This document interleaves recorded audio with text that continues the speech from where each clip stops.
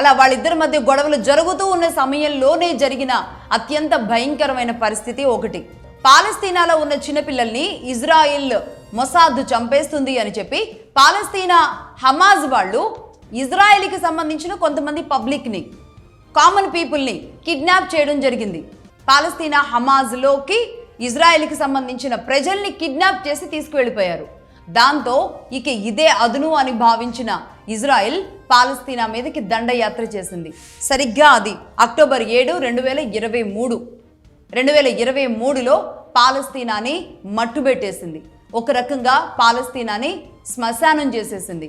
పాలస్తీనాలో మనుషులు అనేవాళ్ళు లేకుండా చేసింది. ఆ ఉన్న కొద్ది మంది కూడా శరణార్థులుగా ఇప్పుడు ఎటు వెళ్ళిపోయారో కూడా తెలీదు. ఒక రకంగా పాలస్తీనా నిర్మానుష్యంగా, ఒక బొందల గడ్డలాగా, ఒక శ్మశానంలాగా పూర్తిగా మారిపోయిన పరిస్థితి ఉంది.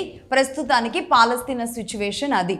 ఇజ్రాయిల్ చేసిన దాడితో పాలస్తీనా అనే ఒక దేశం కూడా నేలమట్టం అయిపోయిన పరిస్థితి. ఇలా పాలస్తీనా అరబ్బులు మొత్తాన్ని సర్వనాశనం చేసిన తర్వాత, పాలస్తీనాని మొత్తాన్ని కొలాప్స్ చేసిన తర్వాత ప్రపంచంలో ఉన్న అరబ్ ముస్లిమ్స్ అందరూ ఇజ్రాయిల్ మీద కోపంగా ఉన్నారు. అయితే ఈ కోపం విషయంలో బాధ్యత తీసుకోవాల్సింది ఎవరు?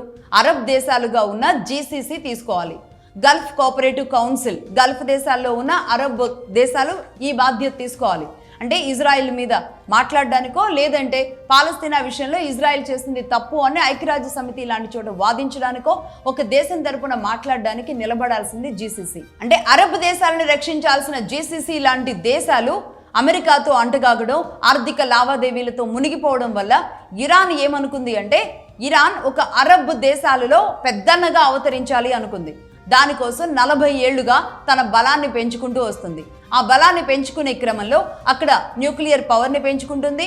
అరబ్ దేశాలను రక్షించాలి అంటే ఇరాన్ మాత్రమే ఉంటుంది అనే ఒక శక్తిని కూడగట్టుకోవడానికి ఇక్కడ ఇరాన్ తన బలాన్ని పెంచుకుంటూ 40 ఏళ్లుగా వస్తుంది.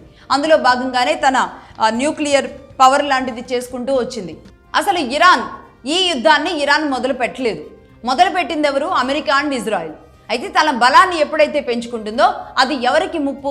పాలస్తీనా లాంటి ఒక అరబ్ దేశాన్ని మట్టుబెట్టింది కాబట్టి ఇజ్రాయెల్కి ముప్పు అనుకుని ఇక్కడ ఇరాన్ మీదకి వెళుతున్న యుద్ధంలో అమెరికా వేలు పెట్టింది.